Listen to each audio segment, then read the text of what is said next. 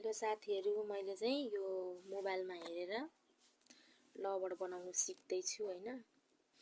आफ्नै नानीको लागि यस्तो भयो, राम्रो भएन। यो चाहिँ फर्स्ट टाइम हो नि त, सिक्दै छु। पछि राम्रै हुन्छ।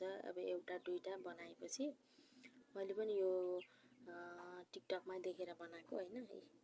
यस्तो चाहिँ भयो। मैले चाहिँ यो त्यतिकै यो एउटा के भन्छ उदाहरणको लागि बनाएको हैन, ट्राई गरेको। यस्तो भयो, हुँदो रहेछ कि गरौँ भने। तर मैले चाहिँ यो पुरानै रिबिनले चाहिँ पुरानै लाबर अनि मैले धागो चाहिँ मैले कालो धागोले गरेको छु। तर म अब राम्रो बनाउने हुँदा चाहिँ मेरो छोरीलाई चाहिँ पहेँलो र सेतोमा म बनाउँछु हैन। कस्तो हुन्छ साथीहरु, सिको भने हुने रहेछ है।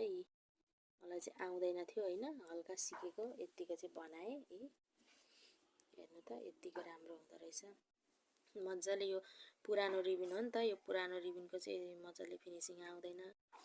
नयाँ भएको भए चाहिँ राम्रो हुन्थ्यो। नयाँ पनि थियो मसँग, तर बिग्रिन्छ भनेर चाहिँ मैले नबनाएको हैन।